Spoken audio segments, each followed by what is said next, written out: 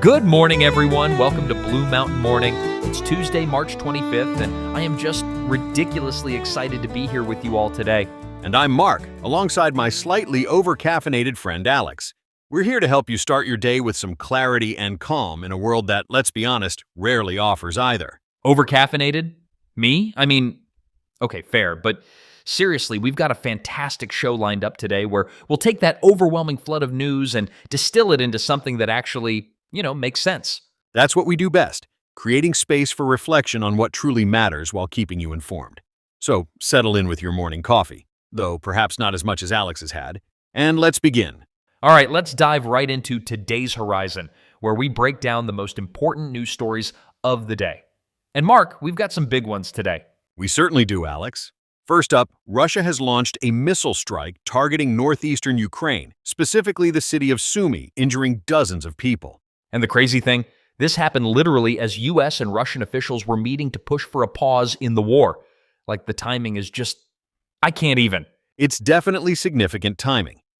The talks are taking place in Saudi Arabia, where officials are discussing a potential 30-day armistice and ways to stabilize the front lines. Meanwhile, Ukraine's foreign minister, Andriy Sybiha, basically called out Russia's hypocrisy, saying they need to end strikes instead of, and I quote, making hollow statements about peace. Can you blame him? It certainly highlights the challenges of negotiating with a country that continues offensive operations during peace talks. Okay, moving on to some economic news that's pretty huge. Hyundai just announced a massive $21 billion investment in the U.S. This is fascinating timing as well, Alex. This announcement comes just days before President Trump is set to impose new tariffs on trading partners. The investment includes a $5.8 billion steel plant in Louisiana and expansions to vehicle production. Don't forget the billions they're putting into autonomous driving and AI. Trump was all over this, saying at the White House on Monday, and again, direct quote, "This investment is a clear demonstration that tariffs very strongly work." It's worth noting that major foreign investments like this are typically planned years in advance, but the timing certainly gives the administration a talking point on their tariff policy. And now for the absolute wildest story of the day. The White House accidentally added a journalist to a secure chat where they were planning a military strike. How does that even happen? It's quite extraordinary. The Atlantic's editor-in-chief, Jeffrey Goldberg, reported that he was inadvertently added to a signal message group that included Vice President J.D. Vance and Defense Secretary Pete Hegseth. He literally saw classified plans for U.S. strikes on Houthi rebels in Yemen, weapons packages, targets, timing, 2 hours before the bombs actually hit. Talk about a security nightmare. The report has understandably sparked intense criticism from Democrats and concern among several Republicans as well. It raises serious questions about operational security within the administration. Operational security. That's a very nice way of saying they completely messed up, but you're always more diplomatic than me, Mark. So, Mark, let's dive into today's ripple effects segment. I've been noticing this really interesting trend lately. People seem to be choosing time over money, like deliberately making less to live more. What's that all about? It's fascinating, Alex. We're seeing a significant shift in how Americans define wealth. Traditional financial wealth, having lots of money and possessions, is being challenged by what researchers are calling time affluence. Time affluence? That sounds like some fancy consultant speak, but I kind of get it, being rich in time instead of just cash. Exactly. It's the feeling of having enough time to do the things that matter most to you. Studies show people who prioritize time over money consistently report higher levels of happiness and life satisfaction. Wait, but don't you need money to, live? Like, my landlord doesn't accept quality time as rent payment last I checked. You're absolutely right. This isn't about rejecting financial stability. It's more about questioning the endless pursuit of more. More money, more stuff, more status, at the expense of our time and well-being.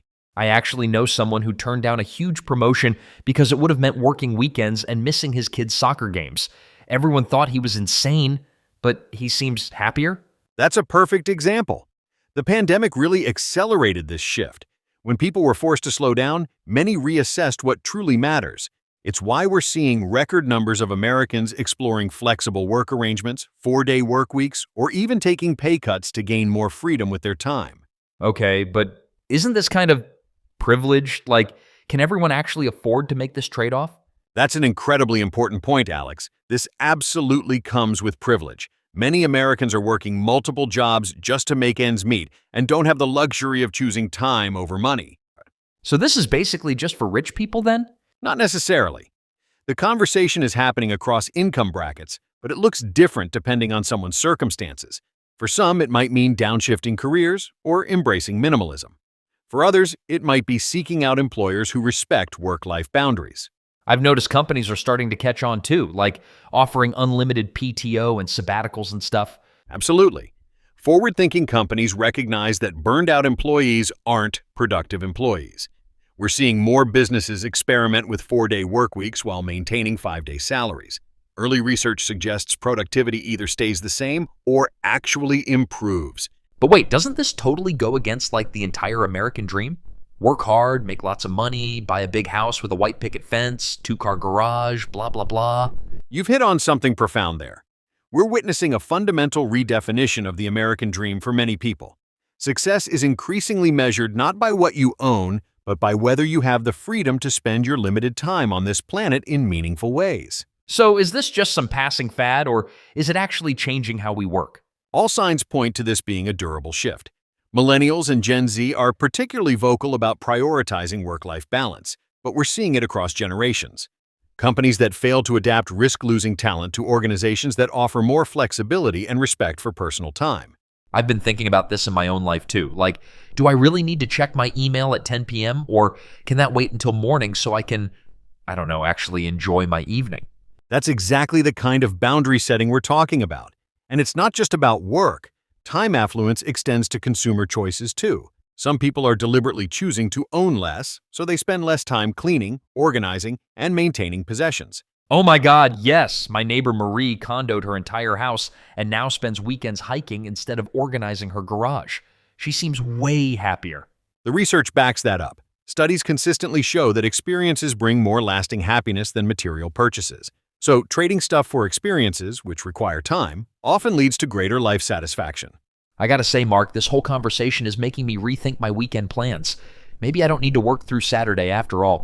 Well, that's the beauty of this conversation. It invites all of us to reflect on how we're spending our most precious resource, our time, and whether those choices align with what truly matters to us. As we wrap up today's episode, I'd like to offer a brief moment of reflection. Oh, is it time for the morning whisper already? I love this part. When was the last time you simply watched a raindrop travel down a window pane, or felt the texture of tree bark beneath your fingertips?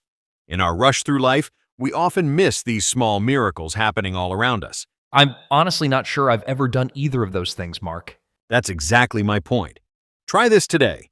Set a timer for just 3 minutes. Step outside if you can, or simply look out your window. Notice 5 things you can see, 4 things you can feel, 3 things you can hear, 2 things you can smell, and 1 thing you can taste. Like a little sensory scavenger hunt? Precisely. This simple grounding technique can instantly reconnect you with the present moment. Your breath will naturally slow, your shoulders might drop away from your ears, and suddenly the day's urgency softens just enough to give you clarity. I could definitely use some of that clarity right about now. Remember, peace isn't something we find. It's something we create moment by moment, breath by breath. That's all the time we have for today, folks. Thanks so much for starting your morning with us here at Blue Mountain Morning. We truly appreciate you making us part of your day. If you enjoyed today's episode, why not share it with a friend or family member who might need a little morning clarity? Oh, and if you do share it, let us know. Send an email to bluemountainmorningpodcast@gmail.com and we might give you a shout out on the show. We'll be back tomorrow with more news, insights, and hopefully a moment of calm in your busy day. Until then, go have an amazing Tuesday, everyone. See you tomorrow.